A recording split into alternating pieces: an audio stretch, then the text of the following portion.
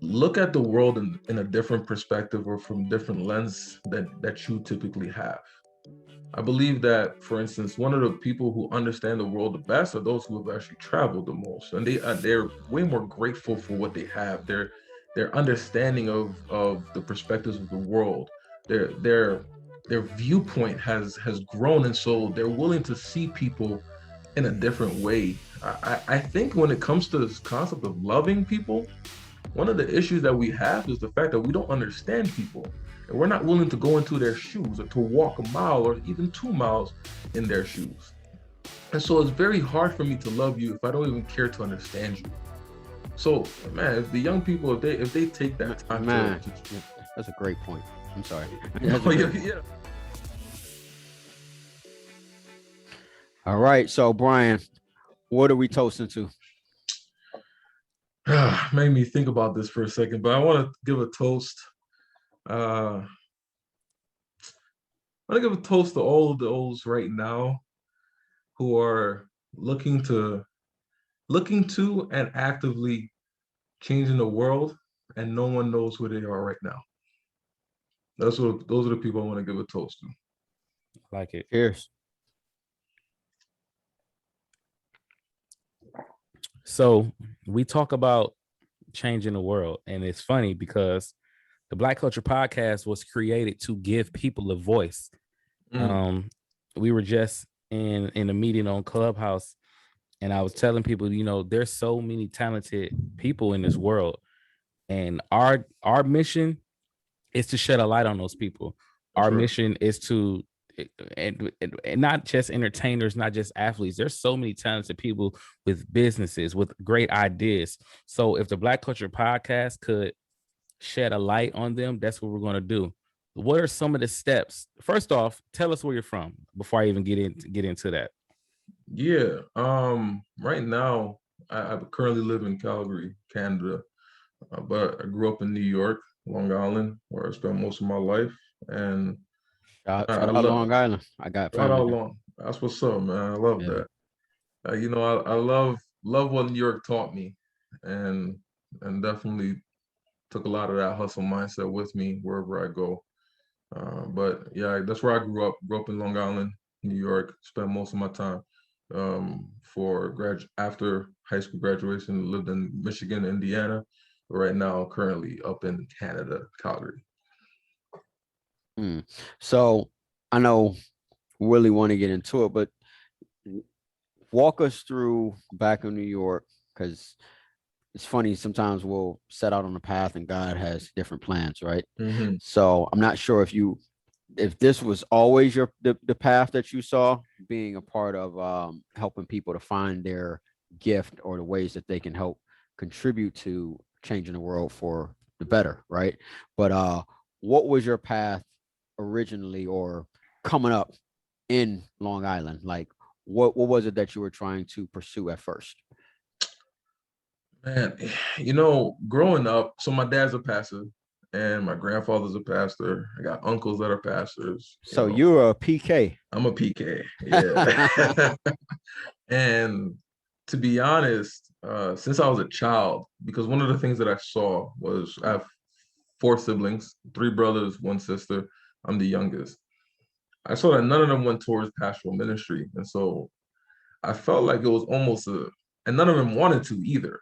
And so I felt like it was almost my destiny or my calling. Like I had to take the mantle to keep on the work of pastoral ministry. So for a long time, since I was a child, I think I uttered those words maybe when I was around 8 or 9 that I wanted to be a pastor. And I kept that notion all the way up until I was 21. Um, and so, but one of the things that I realized about myself throughout high school was that I liked to see other people winning, and I liked to see people growing in their passion. I didn't understand what that meant for me, but I just love to see other people succeed too. And at that age, there were individuals who were coming to me, asking me for advice, X, Y, and Z. And I felt like I had some proper wisdom that I can give them. And so counseling was also something that came to my mind. But I always threw everything to the back burner because I started always thinking, oh man, I'm just gonna be a pastor. I'm just gonna be a pastor. Up until I was 21, and I started working at a youth juvenile detention facility. And when I saw the level of, I would say, care that the church typically gave to people or to youth in that sector, I felt like they were so, it was a shunning. I felt as though they weren't seen, as though they didn't have a voice in that area. And I wanted to make a difference in that regard. But that also gave started my mindset moving away from the pulpit, from the pastoral ministry path. And so I mean, my life went through so many different ways in the past 7, 8 years, but God ended up eventually getting me back to pastoral ministry. But He has brought so much in my path in this past 8 years that have helped me to understand the full role of what pastoral ministry actually means, and that has helped me tremendously in how I see things. It's I love to hear our people, definitely like in our community, say that they're willing to help, because that's something that lacks a lot in our community. Is that, I feel like God gives you knowledge to Hmm. share knowledge. You know, So, yeah, what's it's a the point fact. of going to the grave with all this knowledge? You know, my goal, and I feel like all of our goals should be, is to impact and to help and to empower as many people as we can while we're on this earth. And I feel like that's what's missing in this Mm, generation, in our culture. We kind of look at everyone as competition. And mm, really, if you're confident in your gift, if you're confident in what you have, everybody's good at something. Everybody has their lane. Just because I share information and help Alex or help Brian out, that doesn't mean that they're going to, even if they do surpass me. That's really, you should want to see people succeed. And I feel like that's what is something, like some steps that we can take, or what is advice we can give to the younger generation coming up, because we're giving them knowledge. So therefore, that knowledge we're giving them, it should be that like a trickle down effect. You should give that knowledge to them. You should give that knowledge to the generation after you. What are some steps and what's some advice that you can give the generation coming after us, as far as sharing their knowledge and spreading love? tell you this, man. It's funny that you say that because if I had to be known for one thing, like one line, Bryan Saint Louis is known for, it's almost exactly what you just said. I would love to be known for someone who cared enough for the next generation to help them to build themselves to the best that they can be. Because when I look at the next generation, or look at, like, for instance, Generation Z, they have the way that they think compared to how, because I'm a millennial, or how Gen X or baby boomers think. The way that they move is completely different. And with the right mentoring, with the right tools, I feel like this is a generation that can do so much in the concept of impact in the world, uh, as well as I also believe they could do a lot of damage. But that all takes, I believe, with the right type of mentoring, with the right type of people who are willing to see the best in them and also guide them through. And so some of the steps that I would tell them, for instance, man, is look at the world in a different perspective or from different lens that you typically have. I believe that, for instance, one of the people who understand the world the best are those who have actually traveled the most, and they're way more grateful for what they have. Their understanding of the perspectives of the world, their viewpoint has grown, and so they're willing to see people in a different way. I think when it comes to this concept of loving people, one of the issues that we have is the fact that we don't understand people, and we're not willing to go into their shoes or to walk a mile or even 2 miles in their shoes. And so it's very hard for me to love you if I don't even care to understand you. So, man, if the young people, if they take that time to Man, that's a great point. I'm sorry. No, yeah, absolutely. But so if they take that time to just go and understand, see different perspectives, go do that. Travel the world. Get away from your city. Get away from your small town. Get away from your state or from your country that you've only known all your life. See life in a different perspective. Learn from other nationalities, tongues, cultures, heritages, all of those, because that helps you to see life in a better way. And then number two, just get involved. If I have to give two simple things, see the world in a different way, like get yourself out there and also get involved. Go do volunteer work, do community service projects. Try do something that has nothing to do with your benefit and only someone else's benefit. Because ultimately that will actually benefit you in your mind and emotion later on. Speaking of work travel, we spoke to C. Nicole, and yeah, I think you call her Kristen. But she Oh goes, yeah. yeah, she goes That's by C. dope. Nicole, man. Very dynamic, focused. I mean, when we got on the line with her, she said she basically had her whole life mapped out at 13. Yeah. It was nuts, man. I said, wait a minute, you had all of this plan? She's like, yeah, I had all of this plan. I mean, extremely focused, extremely Mhm. determined. But just to go back to what you said, have you ever noticed that people who have that sort of broad perspective on life because they've traveled, because they didn't just stay in the same place, as far as where they, I'm from New York, I'm gonna stay in New York my whole life, that sort of thing. And they had wanderlust, right? They Mhm. wanted to get out and explore more. Have you ever noticed people like that are less materialistic? Like they don't actually have desire for just to have a nice house, 3 cars, all the clothes, they don't care about that stuff the way most Americans do, which is to have possessions. They would rather have experiences. Have you ever noticed that? Absolutely. When you think about it, and as you were talking about that, I was just picturing something here for a second. If my scope stays within the scope of, let's say, my state of New York, or my state of Florida, whatever the case may be, I get everything that I get right there. And so I just want to continue to build on my property, on my small little tiny empire. But when you have someone who's like, oh, I got mountains in Asia I could see. I have valleys in, I don't know, New Zealand. I can go to the deserts of Africa. I can see the beautiful waterfalls in Zimbabwe. Like, man, having a house is cool, but I get the world when I travel. I get the perspectives when I travel. I get this grandeur of life. I don't have to necessarily just try to be all about me, because the world is much bigger. And so I do agree with you 100% with that. The more I see people who have gone out of themselves and out of their way to understand the world, the less materialistic they are, because they know there's so much more to this world than just what they are able to keep within themselves.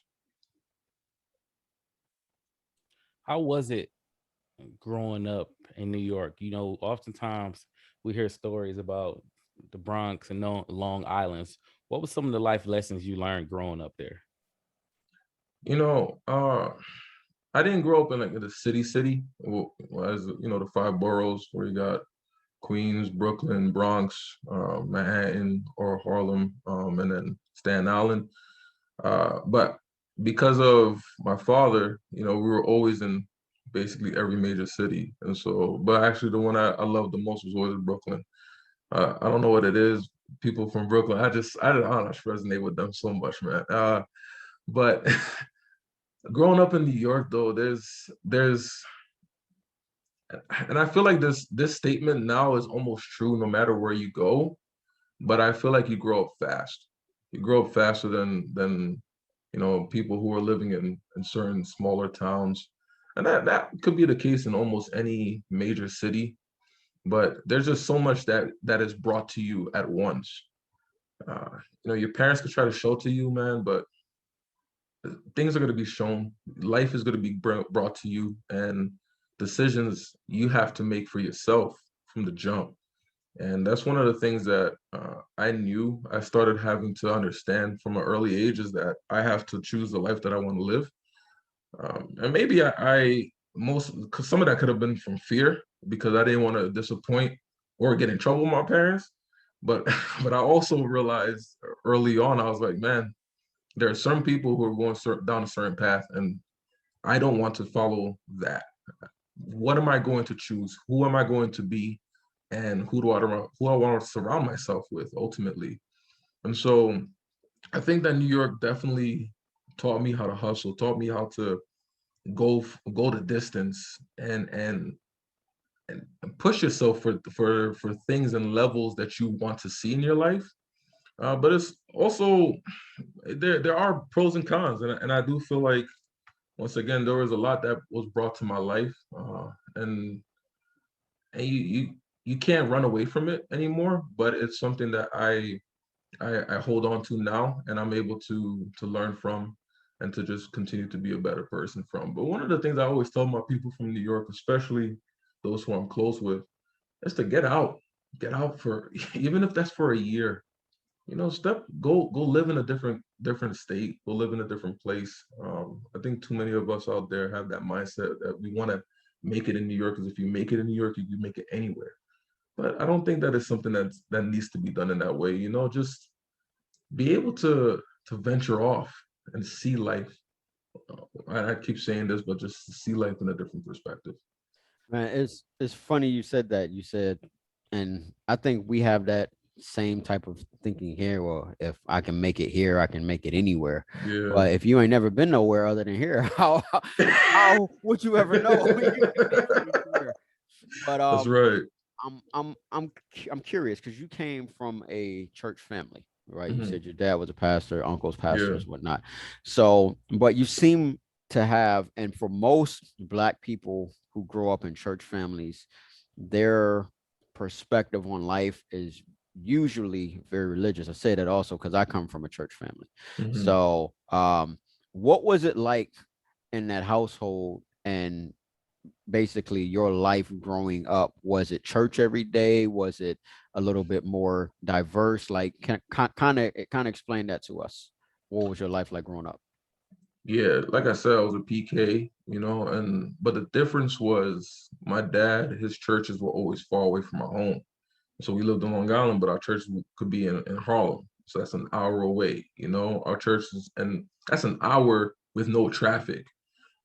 So with traffic, that might be 2 hours, 3 hours. I remember sometimes leaving church at 12 a.m. and and you still have traffic on on the highway. Like I'm sitting back. That's just normal life, but it sucked. But it was just like, that's what it is.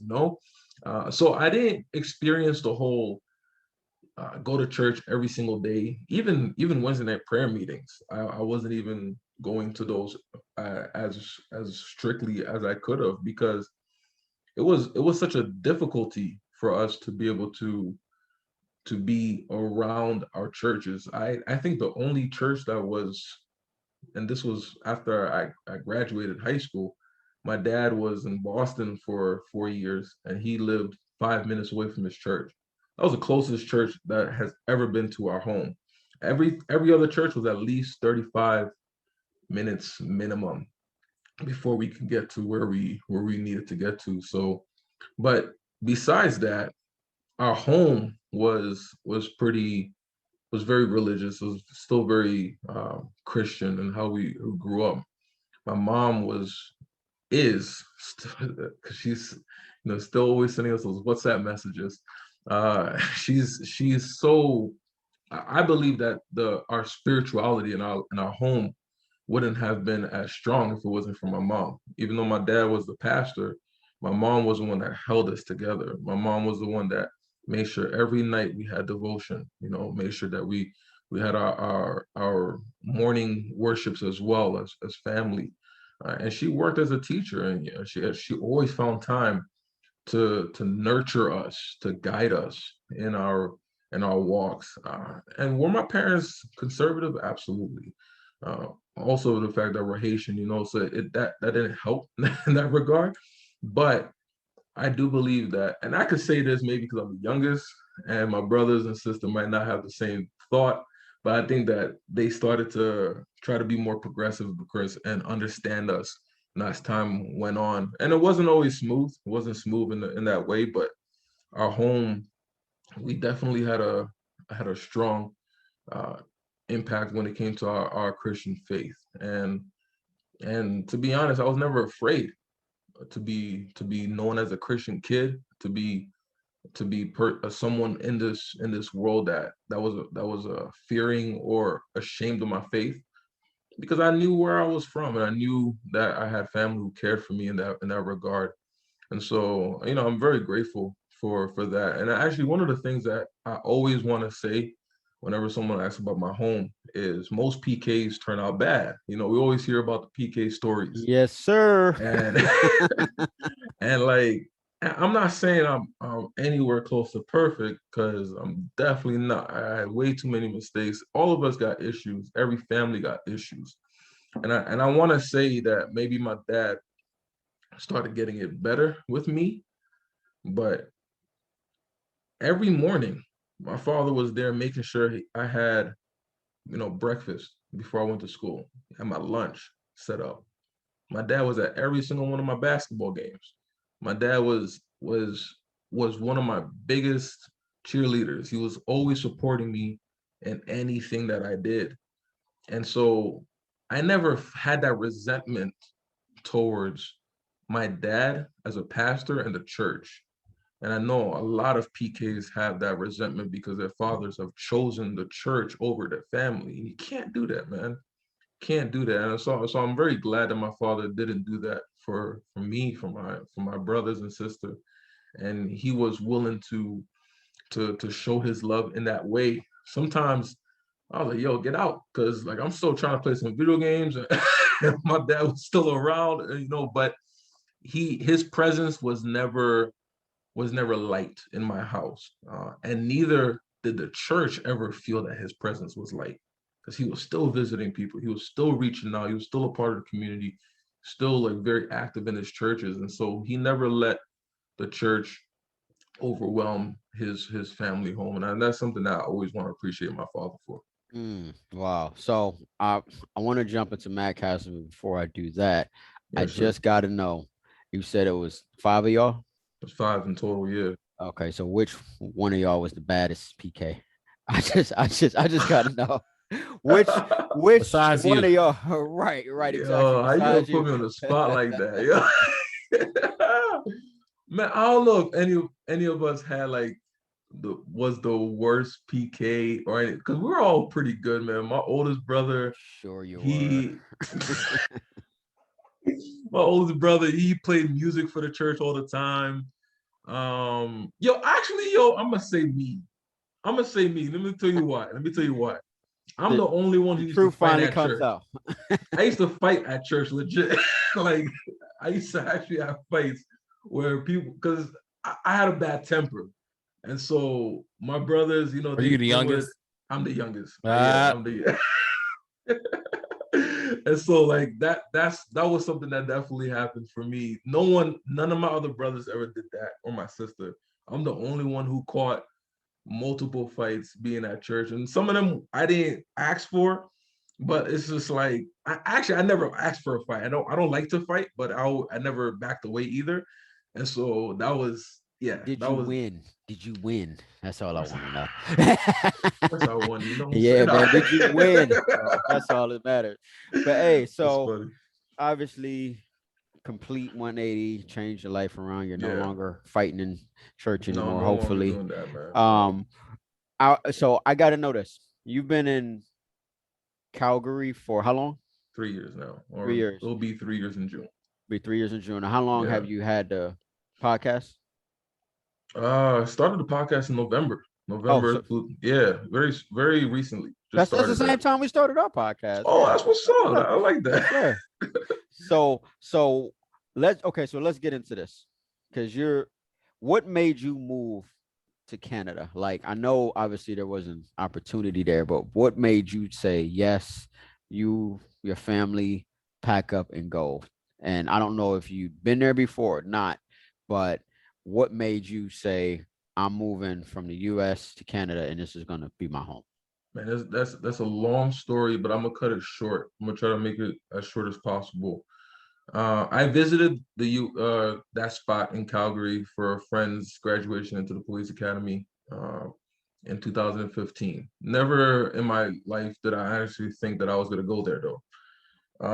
I dealt with a major loss in 2017 where my daughter passed away, and she was born on March 15th, 2017, and she died the same day. And it was traumatic for me, for both myself and my wife. But God's grace, when I tell you that verse that says a peace that surpasses all understanding, I didn't I understood that text by theory. That the day of the funeral, I understood it by experience because I felt a hug from God because there was no other explanation for what I felt at that moment. I legitimately felt there was a presence that held me and gave me a peace, and I couldn't understand how I was supposed to feel that way in that very moment.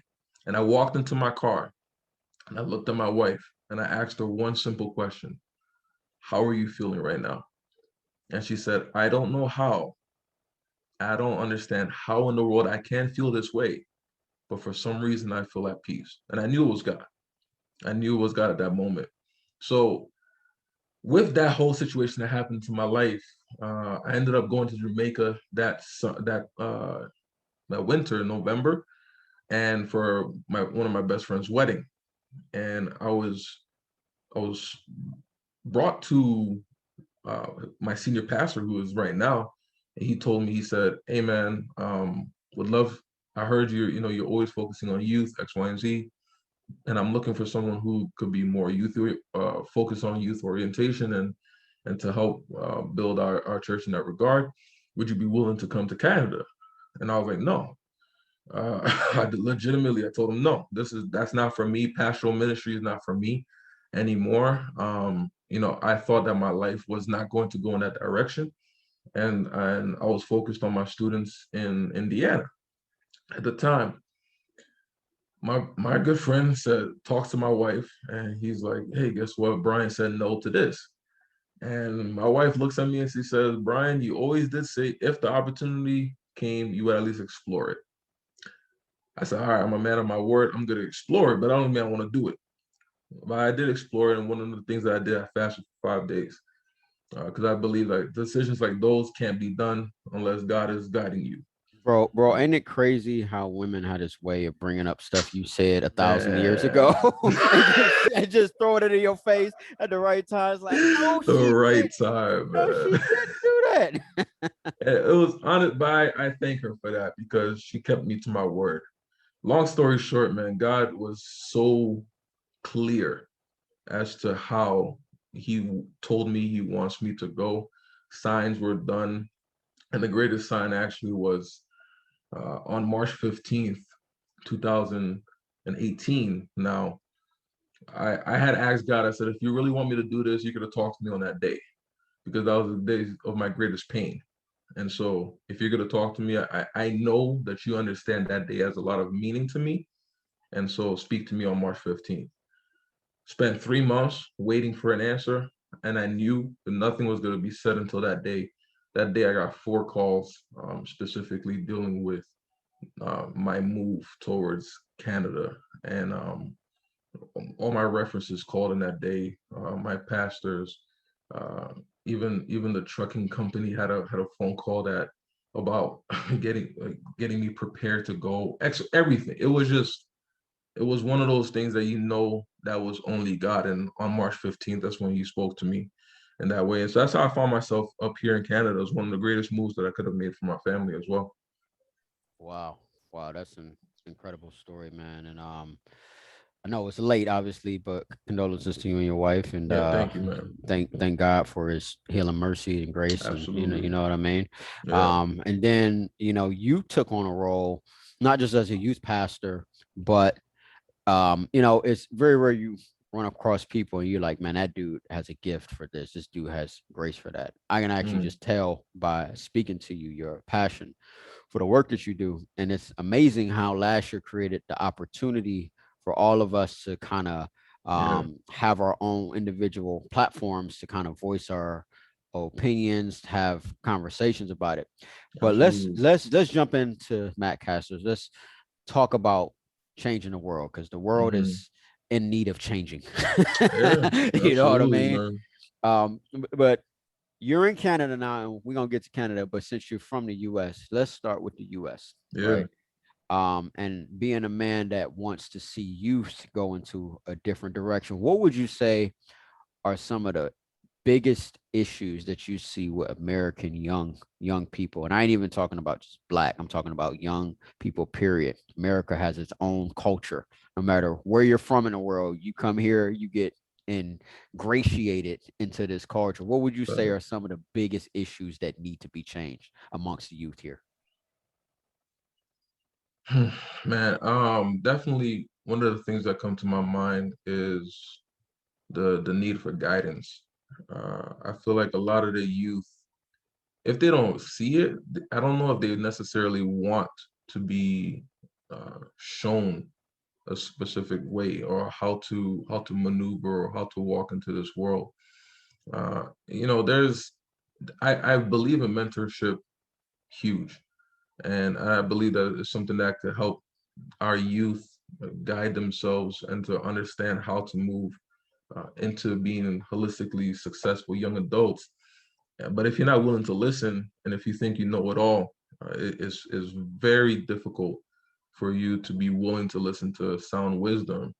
However, I mean, on the flip side, there are a lot of, and you find this out as you grow, but a lot of adults, man, they don't really know what, some of them don't know what they're talking about. And Say it, wisdom bro. Say it and for wisdom real. does not necessarily always come with age. There are a lot of people who have grown old and are still children. And it's something that has plagued us, and what you have now are a whole Hey, bunch of can you say children. that one more time? Yeah. Say it a little louder for the folks in the back who probably didn't hear you. You know what I mean? Yeah, there's a lot of grown, mature people or old people who Six, still six, act like six, six, 6'5", six, six eight, five, 6'9". whatever Yeah, you you know are, what I'm man. saying? But you're still a child. And the issue what we've seen is that children have now just built more children, and they're teaching them childish ways. And so if I'm a child and I have not grown in my mindset, I haven't matured my thinking, and I have more children, and I'm teaching you my limited factor, and I don't want you to learn from someone else because I'm the parent, and you shouldn't learn from other people besides maybe the school, and the school's not really teaching you that much in that regard anyway. So where are you getting your education from? Where are you getting your growth from? How are you developing your mind, your spirit, your understanding your emotions? How do you grow in this factor? And so got a whole bunch of children, having children, and then you don't, if you're not willing to listen to people who have gone through experiences and are actually there to want to be there for you, that causes a chaotic situation.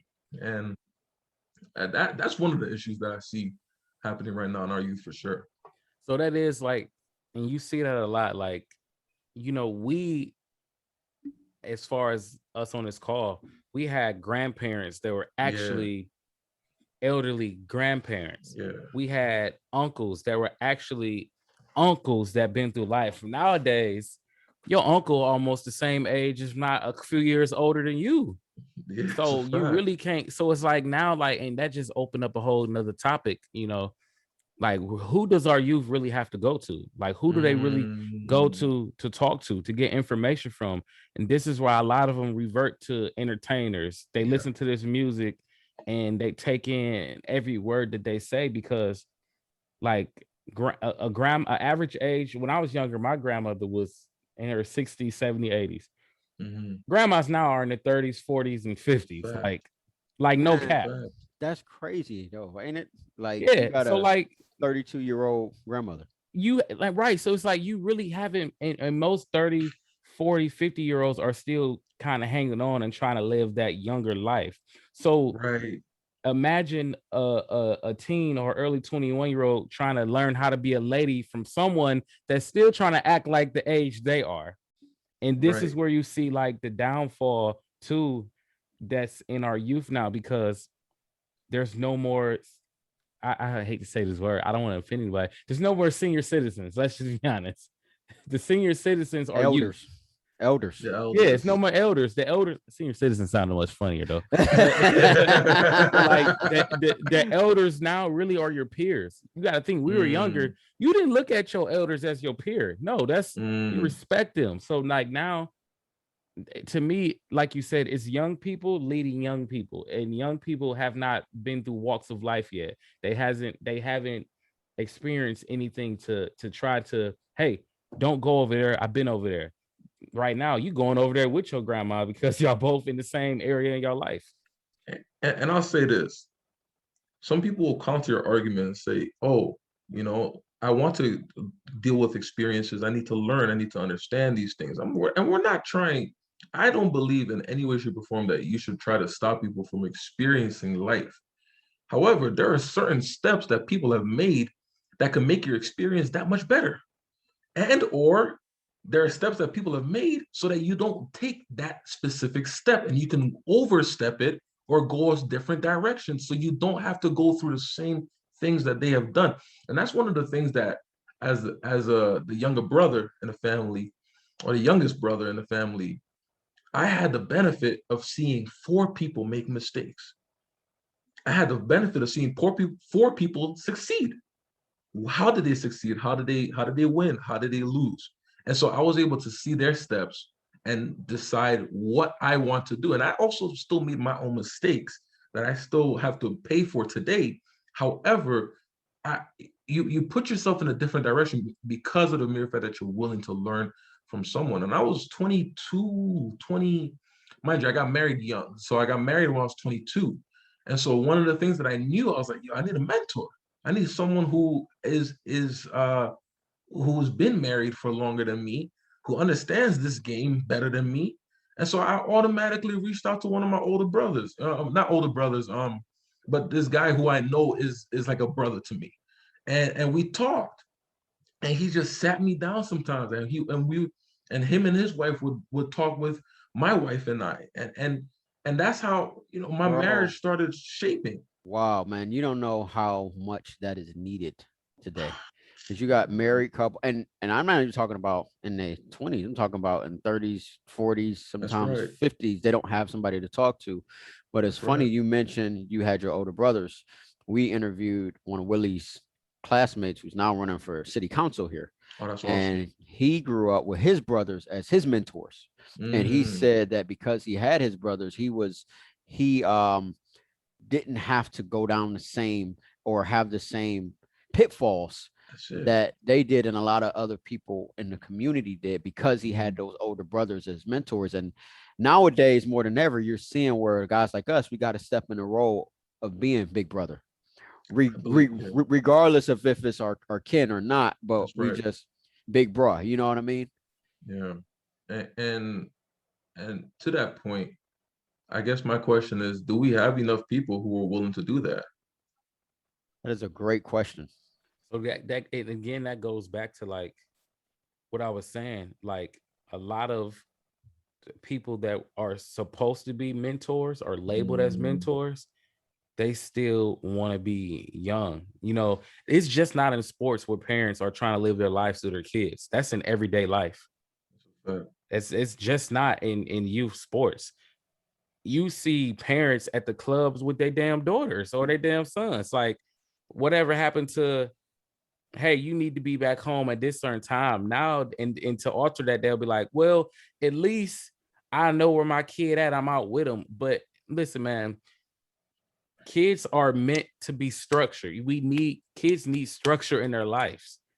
You need it. And it's not to just say you go out there and be hard and be just a big a-hole to your kid, but no, kids need someone in their life, just like the parents. Like my wife and I all the time talk about good cop, bad cop. Of course, she's a good cop, I'm the bad cop. You need that in your life. Like, are you sure about that? Because Oh, she seemed like absolutely, she would man. be more the bad cop. You would be the good cop. Oh no, absolutely, man. They'll ask her something before they ask me, because they Hey, just expect me to say no. Hey man, I used to hate that game as a kid. I would ask my mom something, and she would tell me to go ask my Go dad. ask your dad. Yeah, go ask your dad. Like, no, I came to you. I asked you. Right. You know what I mean? But yo, Yeah, you need rules in the world. Like, imagine a world without structure. oh, absolutely. And so speaking of what you just said, Willie, when we talk about change, do we need to change the culture? Absolutely. I believe that.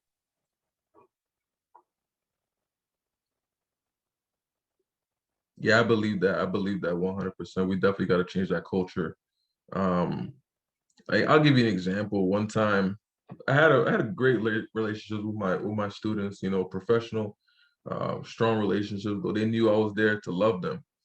But one time, one of the kids, she just started like acting up, and I didn't stand for it.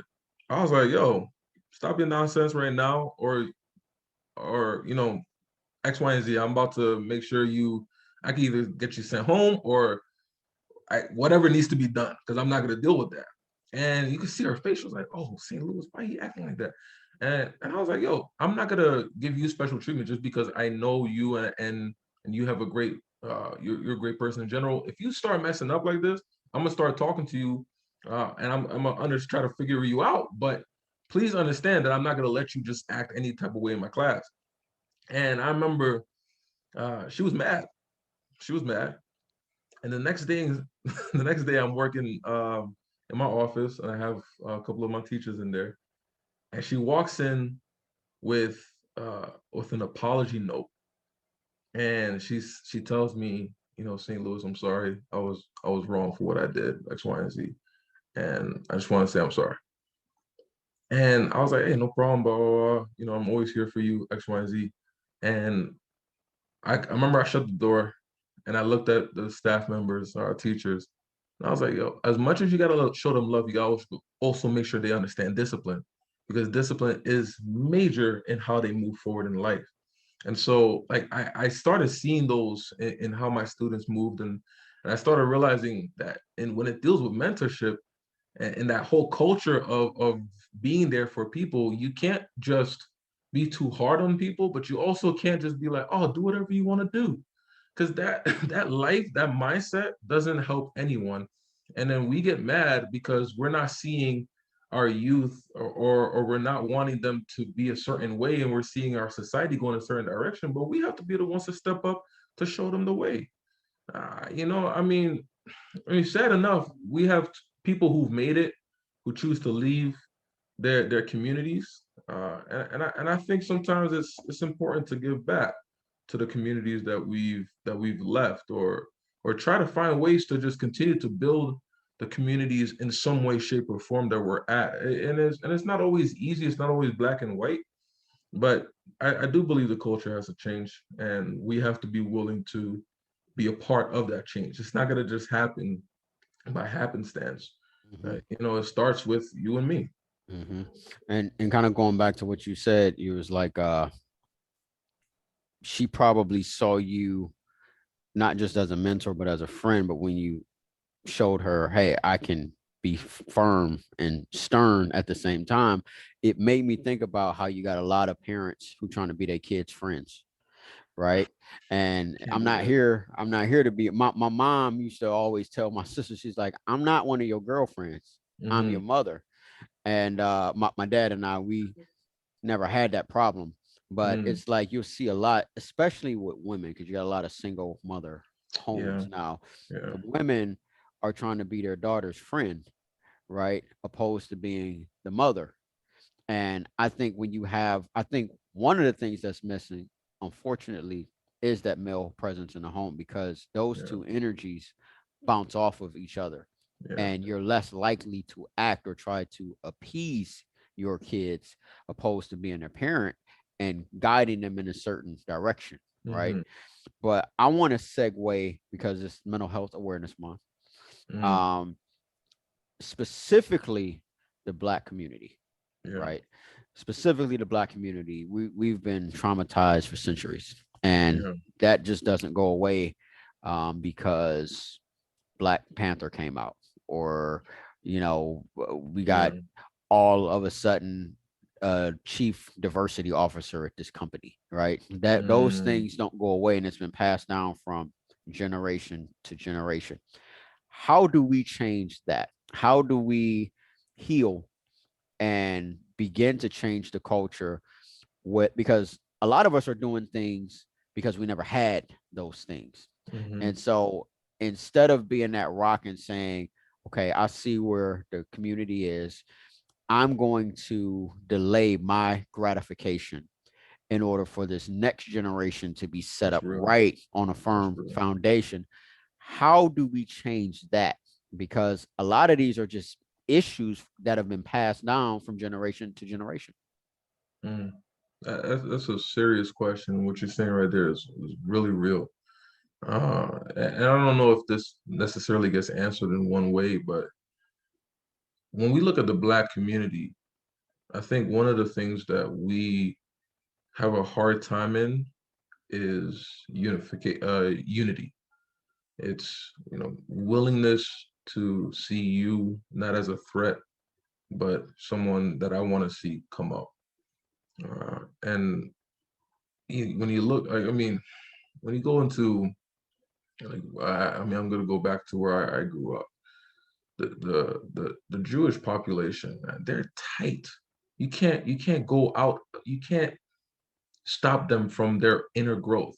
They're making sure that everything is within, and they're They move pushing. as one. Move as They one, move as one. Yep. one people, man. And that one doesn't look like this, it looks like this. That's a that's a fact. Yep. That's a fact. And as much as we've done this, Wow. I feel like we've Wow. more so walked like this. Yeah. This And has been trendy for us for a long yeah, time. man. Yeah. Yeah. But you know what though? It was walking in a certain direction. The more and more I learn about my history, our history here in Black America, we were there. We were going into a specific direction, and it was, I believe, I mean, I could be wrong, but I believe it was very calculated to destroy the leaders, the strong Black leaders, to Absolutely. make sure that we do not move as one because they know the power of Black people as one. And Absolutely. so Absolutely. it's sad because right now what we don't have leaders. We don't have people who are necessarily who someone we can look up to and say, okay, it's not even that he or she is the standard, but they're helping us get to that standard. They're helping us to move as one unit, willing to be this grandeur in society. And so I do believe that one of the things that we're missing, and that if we did uh, well at it, it would rock the whole establishment, is us in our full unity. I'm talking about financial unity. I'm talking about community goals driven in the same direction. And we don't get to make the same mistakes as other people do in this country. We don't get to even our children don't get to make the same mistakes as some children are able to do. I think about this, and I never fully understood this until I started working at the juvie. I went to school in a very predominantly white school, and the concept of juvenile detention facility was never a thought. It was never a thought. You Wow. can fight in school. The most you would get is 4 days, um, 4 days out school suspension. I don't remember kids getting sent to juvenile detention facility unless you did something crazy. And I know kids who were doing drugs right there. I saw it. I know kids who OD'd. I know people who brought weapons. All of that stuff. No one went to juvie. I went to Michigan, Benton Harbor, Michigan. and my school wasn't too far away from there. It's Andrews University. Benton Harbor is one of the, like, I don't know if you know about Benton Harbor in Michigan, but per capita, it's one of the I think it was even coined one of the most violent little cities or towns, and it's such a small place, but so much pain and grief. And right across the river is St. Joe, nice little white town full of a whole bunch of rich white people. But the juvie where I was working at, I remember one time I asked a kid, I was like, "What'd you get in here for?" Because I don't always care to check, but I remember he was like, so my brother was getting jumped and I defended him, and I was just fighting. Wow. I was like, "You got thrown to juvie for that?" And I looked in the records, and that's what it was. And I started looking, and I started realizing that they're throwing these kids in the system at an early age. They just want to get them out. They want to get them coined. They want to set their life up for the rest of their life Oh into a yeah. system that is Oh going yeah. to destroy them. Yeah. And so when I Bro. No, I'm listening to you talk. There's a show I like to watch on TV. It's called Billions, right? Billions, And yeah, it's I haven't about seen that one. it's money versus power. That's the show. But there was Okay. a episode where the U.S. attorney found out that this judge was receiving back pay for sending black and Yeah, brown kids yeah. to prison, right? And now two white men. And when he found out about it, he did one of the best things. He made sure he went to prison, but he made sure everybody knew, Mm, as to basically send a message. But he said exactly what you said. He said, now you got the white kid, the little Timmy, who goes to this school. He did the exact same thing. And all he and got worse. was a slap on the wrist. Yeah, yeah. And it's like you said, it's like now take them out while they're young. Let's mess them up while they're young, because once you get some on your record, that can follow you through your whole life. Absolutely. We get denied jobs for having little, like, man, no names, please. I work with a few people. I work in a predominantly white area, and they tell me, like, yo, you think drugs are bad in our areas? Go out to the suburban areas. Like, dude, they shooting up. Like, they like, listen, like, it happens out there. So to this notion that it's only in our community, listen, I promise you, I remember living on the west side. The first time I saw a kid do drugs, it was a white kid. Mm, Like, white kids was dropping out of school. And I'm talking about, this is 6th, 7th grade, outside wow. smoking cigarettes, selling drugs, dropping out of school. But society, they won't show you that. No. They'll show us, they focus on the sagging the pants, they focus on the slang talk, but they ignore the fact that you have white kids selling drugs. And I don't mean just Yeah. smoking weed. I'm talking about like cold Oh, Hard hard, like, bro, they yo, hard got the good drugs. stuff. yo, They got yes, the They got the good money stuff. for it. They got the yeah. money for it. And when you talk about private schools, what? Oh my God. Bro, they on campus, they are doing what they do. But Willie, you just said something, man. When you get them that young, guess what that does to the next generation? Because now you're taking away the fathers, There you go. right? So it's like systemic. It's this big cycle where if we get them young, we basically program them. They weren't necessarily a criminal, but we put that label on them. So Mm, now we technically program them to be that way. So we take 10 years off for their life. They come back out, they can't get a job or whatnot. And then when they decide to have kids, those kids never get to see any success. And so the cycle repeats itself. And that's the repeated trauma that we have to deal with. Not just slavery, not just Jim Crow, not just the crack epidemic, not just mass incarceration, and not just these messages in our music now. It's the justice system, it's yeah. corporate America, it's the education system, it's single parent households, it's all of that compounded. And Mm. then for some reason we're supposed to be all right, I guess, right? Yeah, it's a sad situation, man. And to me, sometimes, if someone looks into it, they're thinking to themselves, man, how do I get out? And that's why it's so important for us, if we truly want to see our our people thrive. You can't depend on the government. You can't depend, because they're not for us. And so you can't depend on people who are built to go against you. We have to be willing to go towards this ourselves, to build ourselves, to grow our communities. I can't remember the name of the kid, man, but I think he's like 21, 22. And he talked about how one of the issues is that the education system just doesn't teach anything well in their hoods. And so he decided to build a school or after school program, and him and a whole bunch of his friends got together to just build this school for high school kids, and teaching them what they really need to know and their history and financial literacy and all of that. Sometimes if you're going to, if you see the problems, you got to be willing to step up, and let's try to make a difference and change the problems that we see. I think too many of us, sometimes we see it and we could talk about it, but where are the people who are going to step up and do something about it? And that I think that's where we're going to see the true change.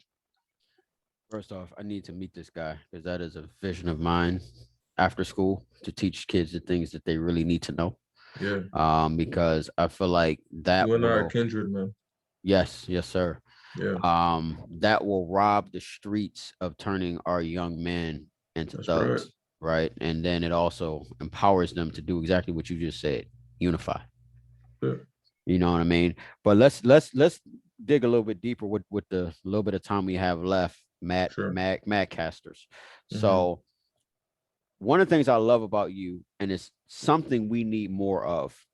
Um, I think the last time we spoke, I was telling you about a guy by the name of Daryl Robinson, Yeah, I and remember you Daryl, said that. yeah, he's a jazz musician who grew up as an army brat, so he lived all over the world, and he never lived in a segregated environment until he came back to the U.S. And I think that was during the Wow. 60s, 70s, or something like that. So he always had was curiosity, to wonder why you how you can hate somebody else just Mm, because their skin is a different color. And long story short, he went to talk to members of the KKK, and inadvertently he's converted um, hundreds of them from being yeah, out of the KKK. And some of them have become friends and whatnot. And he said that when they leave, they give they give him him, their yeah, robe. And when you open it up, sometimes it's a police officer's uniform, sometimes it's a judge's robe or whatnot. Um, I bring that up because you have a love for people, period, yeah, regardless of their skin color. And I do too. Willie does. Honestly, if you hate me, I ain't got nothing to do with that. That's your prerogative. I don't have to hate you, right? Hate to that's me it. is a It's a choice. choice. But when you talk about universal love, which is Mhm. what you're about, um, where did that first of all, where did that come from?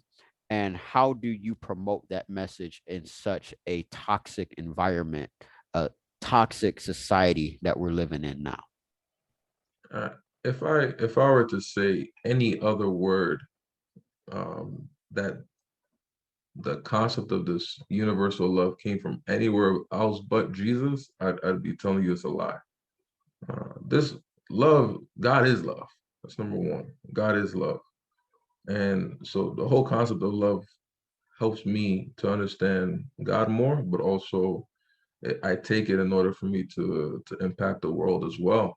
And so that's the only place that I can truly find the the, the greater concept of agape love, that has to be from God. The more and more I understood my relationship to God, and how much He loves me, is the more and more I'm willing to love people. I I can't love you, and the Bible says it so clearly. How am I supposed to love you or hate you and say that I love God, but then I've never seen God? And so, how am I supposed to love or hate someone who I do see, but love someone who I can't see? And the Bible is so clear on this concept of love to truly care for your brother, your sister, those who are not seen, those who are downtrodden, those who are treated with injustice. You know, the mindset of the Christian who cares for themselves or is only about their progression and their wealth and their growth, but doesn't see the the ills of society and is not willing to be a part of that change. That's not true Christian love. And I believe that it's an issue that we have in Christianity, and so many people are not willing to be a part of us because they see the hypocrisy. But God is love, man, and that's where I get my understanding of this universal love for, because God said He loved this whole world, that He gave His only begotten Son, that whomsoever shall believe in Him shall not perish but have everlasting life. And sometimes we forget about number 17, John 3:17. The Bible says that Jesus came not to condemn the world but to save the world. And so, if He did not come to condemn the world, why should I?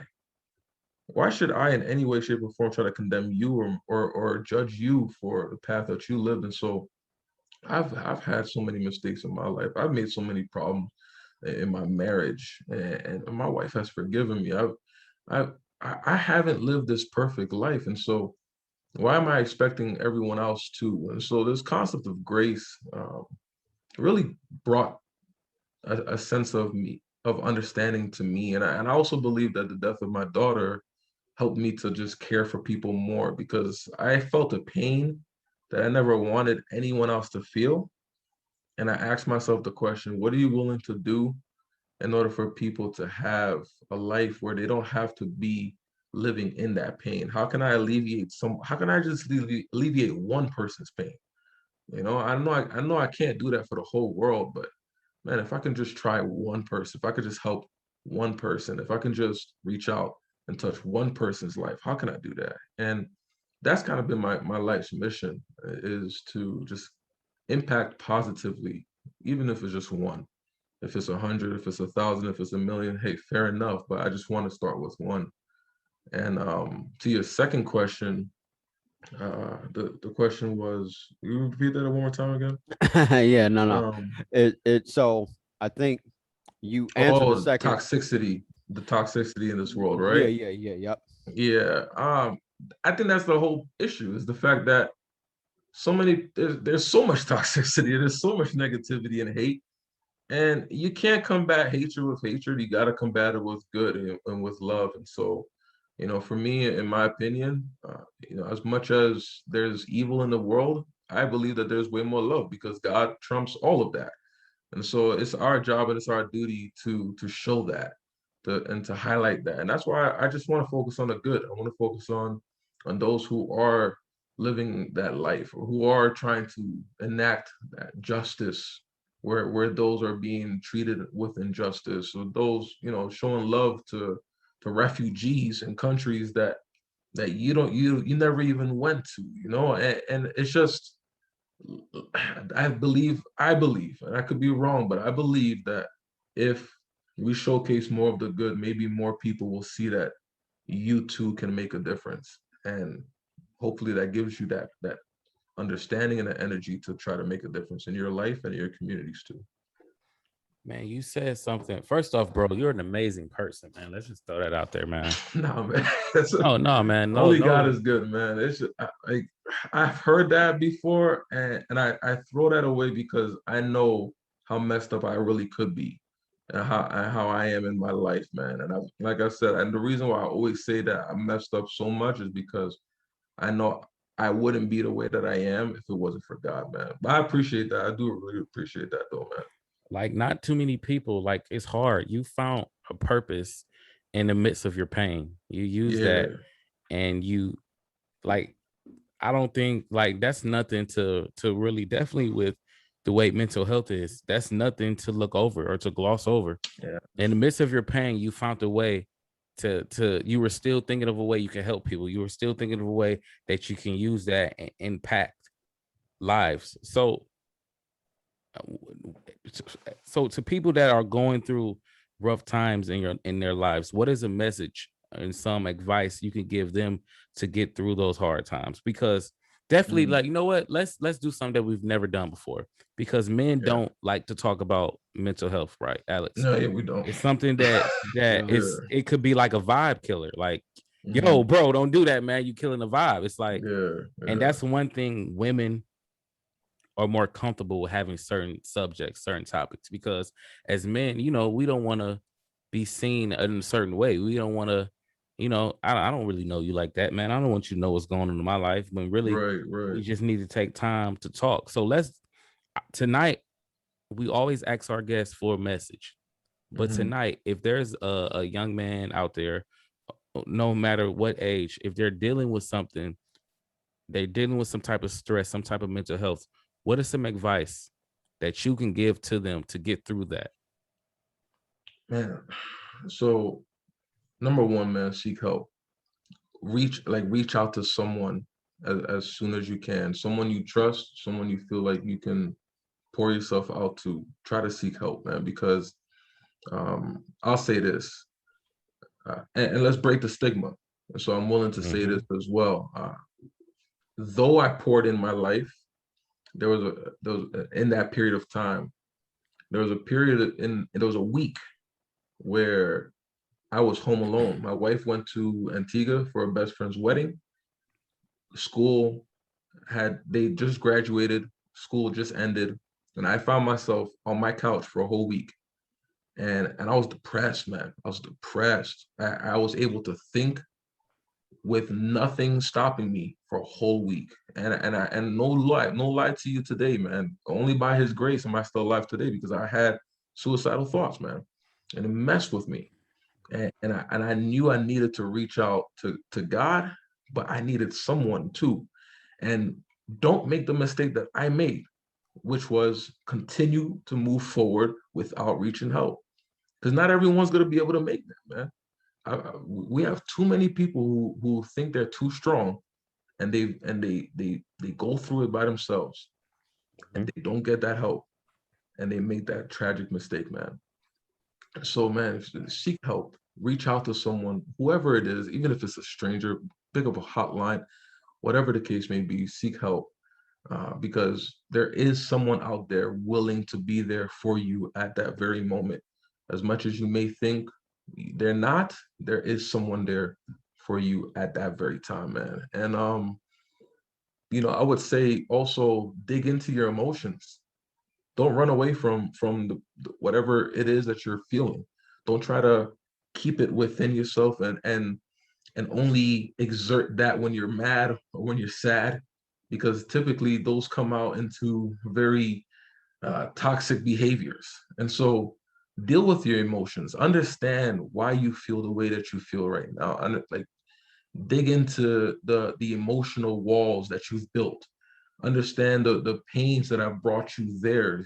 Just have a full understanding of who you are, because the more you understand you, the better it is that you'll be able to move forward into the best you. So you can't stop, or you can't grow without truly knowing yourself. And so dig in, man.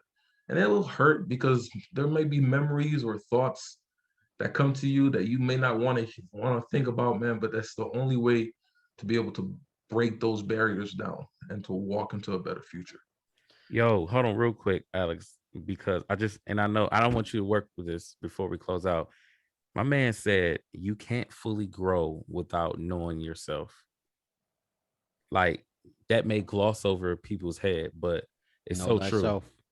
Yeah. So, but I just wanted to point that out. But go ahead. Yeah, no, I'm glad you said what you just said too, because you have a lot of people, including me, and I had to recently come to terms with this. Didn't feel like I had anybody I could talk to. Right. So, but what you just said, you can reach out to somebody even if they're a stranger. Yeah. Because a lot of times we feel like it has to be somebody that we know, but most of the times, if you go to therapy, you don't know that person. That's right.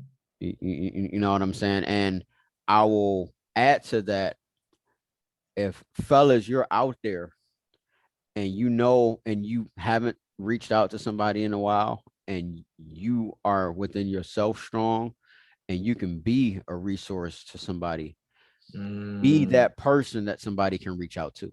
You know what I mean? And if you don't feel like you are that person, connect them to somebody that is, because not all the times are you that person, but you know somebody that may know somebody that can be there, because at the end of the day, it's not about you being a savior. God is a savior, right? It's about us helping our brothers, and it could be like, you never know what people are going through. But you know, Bryan, man, we really appreciate you coming on, man, sharing your wisdom, sharing your story, sharing your passion. Tell the people how they can get in contact with you. Yeah, man. You can find me on Instagram. That's Bryan, BRYAN_BSL. BSL is just my initials, Bryan Saint Louis. So that's Bryan_BSL. And then my Madcasters, where we post just Madcaster information, is at Madcasters, MADCASTERS. And then you can also go on our website, and if you go to madcasters.com, there you can sign in, you can be a part of our emails that get sent out periodically, and we keep our podcast going, we keep the energy really high, and ultimately we're here to change the world. So man, if this is something that interests you, you can reach out to me in any of those facets as well. And I just want to say too, man, thank you so much for allowing me on your platform, because you guys have a great thing going, and I'm really loving what you're doing. Definitely want to shout you guys out in that regard, because this type of podcast is something that, from my perspective as a guest, I truly loved having both of you as a host to have this conversation. You guys do a phenomenal job, and I definitely think more and more people should be listening to this podcast as well. Bro, thank you so much, man. We are truly honored. Honestly. You know, and I would like to keep these talks going, man. I know we say, yo, let's keep in touch. No, I really mean it. Let's really dope. keep in touch and make sure that we support each other in any way we can, which I kind of want to end with that, man. With the work that you're doing, in what ways can we support you, your efforts, your work? Man, I mean, I got some things going on the side right now that I haven't put out to the public yet, but I would just say, right now prayers are definitely needed, but for the right guidance, for the right motion, I just want to move in the right way. But definitely conversations, like once I heard something that you said, I knew, I was like, there's a good reason why we connected, and so there'll be different conversations for sure, but I think it's going to be centered around that whole concept of youth development. But yeah, like just for now, definitely prayer, but definitely want to connect and want to talk with you all more and more, because I think there's room for some serious movements to be happening. We are looking forward to that, man. We're looking forward to that. Willie, you got anything, brother? No, man. Another golden episode of the Black Culture Podcast, man. We love to have these topics, man. So, Bryan, man, thank you for just coming out and sharing your story, sharing the knowledge with us, man. We really appreciate it, man. Absolutely. Thank you, guys. Appreciate it very much, man. And guys, make sure to, if you enjoyed this video, like this video, leave a comment. If you haven't already, subscribe to our channel. Follow us on Facebook, Instagram, Twitter, The Black Culture Podcast. And you can also listen to our episodes on Apple, Google, and Spotify podcast platforms. It's The Black Culture Podcast. Peace.